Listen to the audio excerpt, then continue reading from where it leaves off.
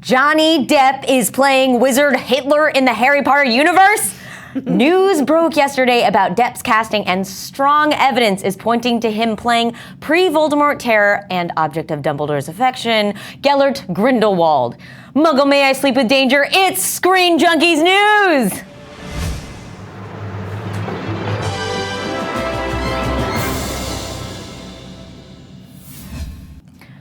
Wingardium Leviosa! News broke late yesterday that professional Jack Sparrow cosplayer Johnny Depp will appear in the prequel/spin-off series Fantastic Beasts and Where to Find Them, opening next week.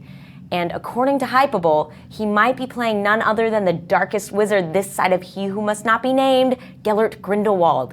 This is a huge franchise-changing deal, and you don't need a class in divination to see what's coming. Okay, let me parcel-tongue this out for you. Okay, no more Harry Potter puns.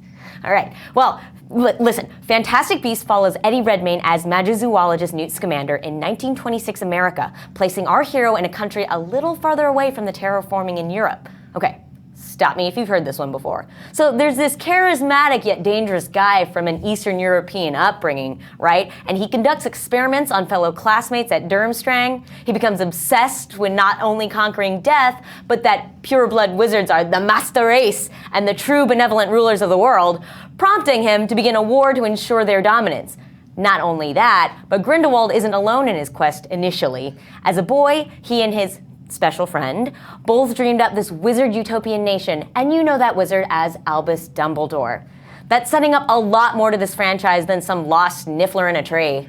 Sounds like Potterworld just went to war. World War II, that is.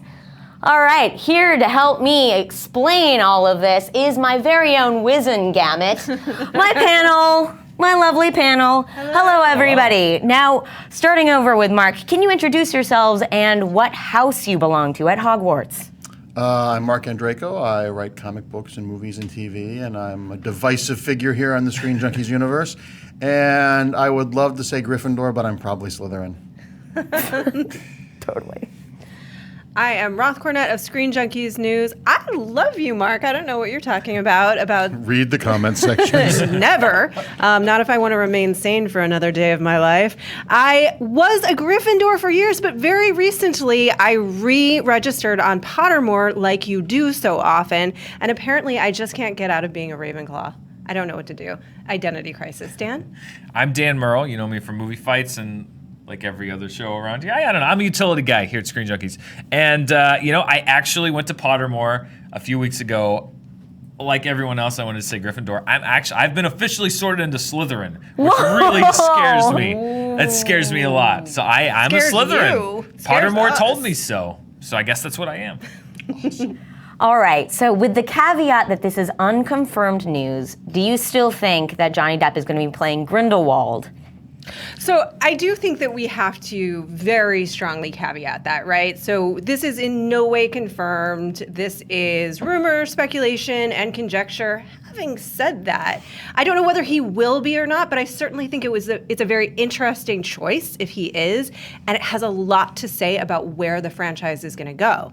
Well, it shows that after J.K. said that there are going to be 5 of them now, that she's having so much fun with them, that Warner Brothers needs this franchise. This generates a lot of money for them, and by the caliber of cast they've assembled for this, and now adding Johnny Depp, it becomes not the spin-off. It becomes not Annabelle. It becomes The Conjuring, to use another Warner Brothers metaphor. It is now a big thing, and seeing these characters young with actors the caliber of Johnny Depp and Eddie Redmayne and Colin Farrell, it makes it attractive to adults who know those actors' work and are like, oh, let's go see this, without all the Harry Potter stuff that we don't need to know any of that. And for kids, it's Johnny Depp's new agent is brilliant. This is so smart for him to be in this movie, because it's going to be a huge movie. I think it's going to be the big surprise of the end of the year. And it's going to have a whole generation of kids who love Harry Potter who are now going to go see the next Jack Sparrow movie because they like him in this movie. So it's very smart from a business standpoint, and it'll be nice to see Johnny Depp play a person again. What this also confirms to me personally is that the whole hype on Fantastic Beasts since the beginning is like, this isn't the Harry Potter it's a new world set in the Harry Potter universe. It's a prequel. And I think what we're now realizing, and listen, this is very smart for Warner Brothers to do this. You set this movie up as like, this is a completely new thing, a completely new corner that we haven't explored. And then as we get closer, saying like, but it is going to cover a lot of the stuff you also already know. Sure, I was a little more excited. I wanted something, completely new. And this may be great. This is kind of like, for me, it's like, we know these stories. These stories have been told. We know how they end. It's the same thing that we're kind of getting with the Han Solo movie. But this could be like, Godfather 2. I mean, Godfather 2, 2/3 of that is prequel. And the stuff with De Niro as young Don Corleone is not all less interesting because we know he becomes Marlon Brando. Absolutely. I think, it's all the more interesting. It's more interesting, way. yes. And because J.K. Rowling is so deeply involved in this, she's controlling her own creations, and that's great. She didn't just write a check and sign those off. So the fact that she's actually writing these scripts makes me very happy, because it's the same way with Harry Potter and the Cursed Child. Her involvement gives it validity because she still controls this universe. I would also say that for me, and I'm a huge Harry Potter fan, that one of the most interesting stories in these books was the focus in on Dumbledore turning kind of bad, right? Okay, let me clarify that a little bit. What's so fascinating about that character that they were never ever able to get to in the movies is that he goes down a path that is ultimately the path that Voldemort went down. And if we're talking about World War II and Hitler and things like that, that's what she was riffing on with Voldemort, and certainly throughout the books, and the idea of the Death Eaters and the purebloods and things like that. But so did Dumbledore. Dumbledore, for a while, had those same beliefs when he was hooked up with Grindelwald. So, to me, that is a very fascinating thing to explore in that character. This person that's been your hero, that has been such a prominent figure in this franchise, that you think is kind of irrefutably good, wasn't always that way. And that is what's so interesting about them potentially tackling That's what's story. dramatically interesting. Yeah. It's Professor X and Magneto. Yes. I mean, it's Moses and Ramses. I mean, that's a dramatic setup that's always worked. And by having Dumbledore be a flawed person before he becomes the great beneficent wizard that runs the school, that's interesting. People that are just purely good or purely evil aren't interesting. What makes them go on that path? And when the path is so similar, when there's someone going down it in a parallel way who diverts from that, it shows you what could happen. So there's so much dramatic. I get why these caliber of actors want to be in this movie. These parts make me wish I was an actor. There's so much richness there underneath all the wizard and magic and stuff. There's real emotion and real depth to these parts. Yeah, I feel like you brought up a good point when you said that, originally these were prequels, and the idea is that Harry Potter is the main story, but that's not necessarily the case. The idea is that there's this whole rich world and all these important historical events that we're now going to get to cover. But do we think Johnny Depp is right for Grindelwald? He tends to play a lot of characters. Are we tired of just seeing him play characters? Because he's going to have an accent. He's probably going to have crazy prosthetics. Is this something we're looking forward to? Sure. I mean, Johnny Depp has gotten a little pigeonholed as the, he plays the same role over and over again. He's Jack Sparrow, or he's the white makeup guy in a Tim Burton movie.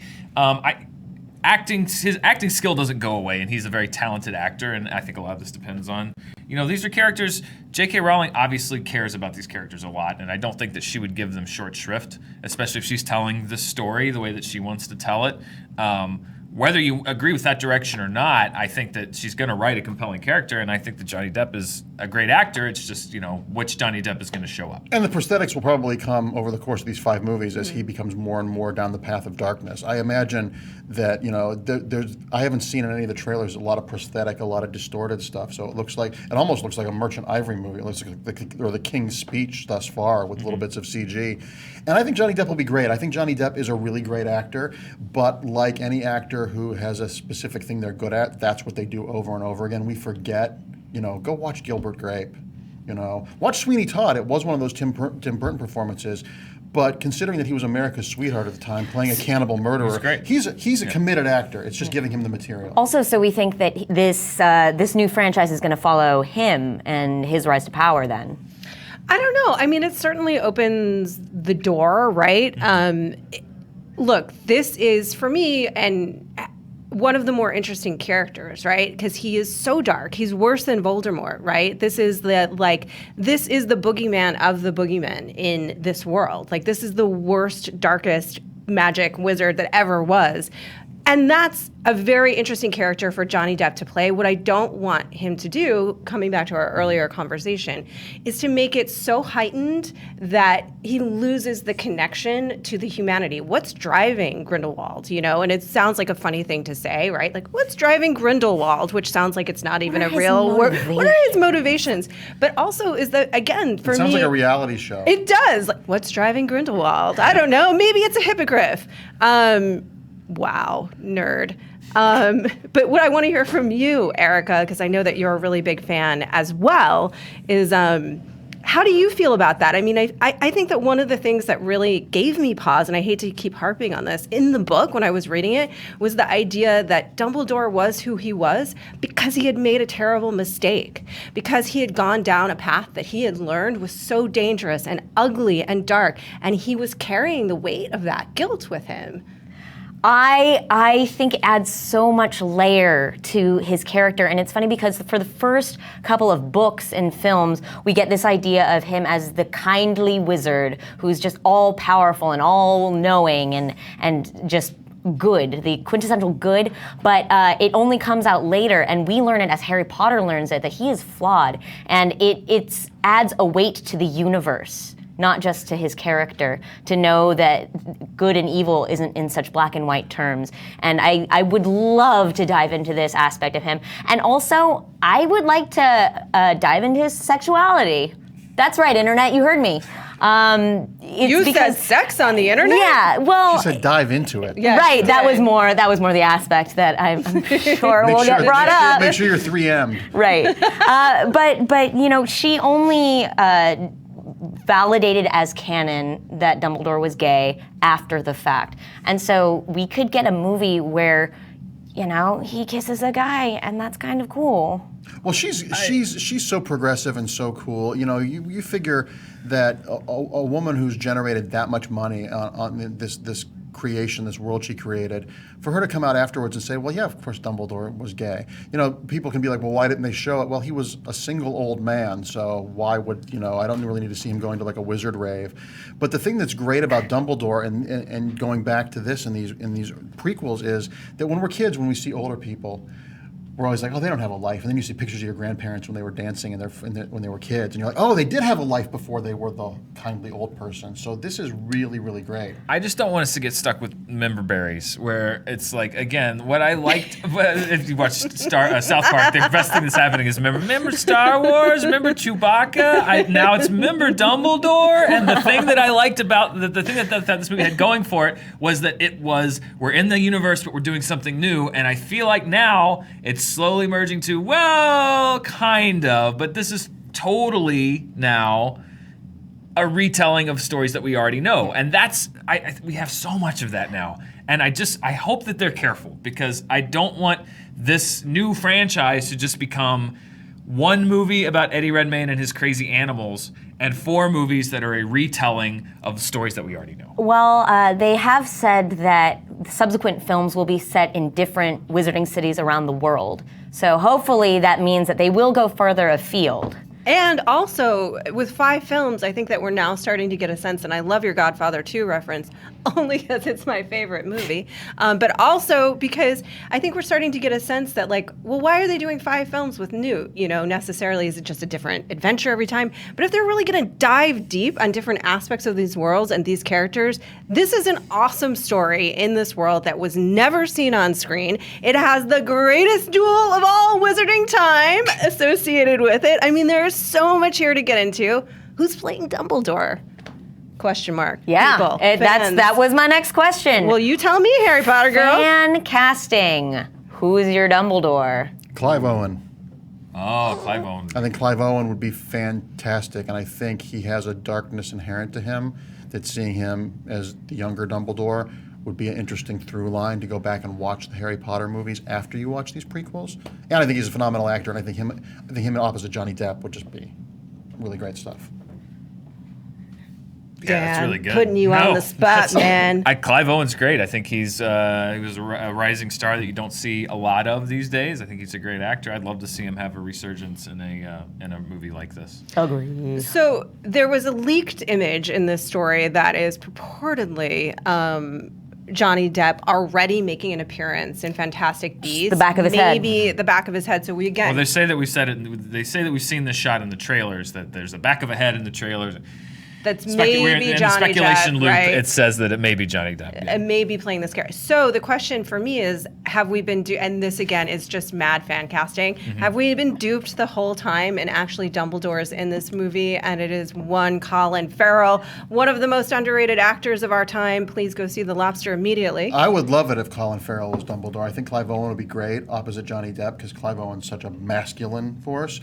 But I think Colin Farrell is one of the most underrated actors alive. I think he's a character actor with leading man good looks, and he's always committed and gives a great performance. I think that'd be fantastic. Yeah. I'm actually with Roth. Like, in my headcanon, I'm pretty sure Colin Farrell is Dumbledore. Yeah, I feel like he is. Colin Farrell, Dumbledore. Yeah. Going up toe-to-toe, Johnny Depp, Grindelwald, grrr, Pottermania. And do they kiss? Oh yeah, they definitely Absolutely. kiss. Yeah, I don't. Yeah. I don't assign on to that theory. I think that's a pretty big secret to keep, and I don't know. I think they're going to pull something out of their hat. No pun intended. But Colin magic Farrell's pun. Colin Farrell's a big name actor, so he wouldn't come on for just a Sure. small, No. tiny part. So Yeah. maybe that'll be the big reveal. Yeah. Let the fan casting, let the memes, let the shipping begin. Yeah. I am in full nerd mode today, so thank you guys for allowing me to express my Pottermania, because legitimately, if there was one story that I would have them go into in these books, it's this one. Okay. Interesting. I am also very, very excited about all of this. But who do you think should be Dumbledore? Do you think that Johnny Depp would be right for Grindelwald? Please let us know in the comments. Make sure to like and subscribe and check out some more videos over there. I'm Erica Ishii. Thank you. We will see you tomorrow.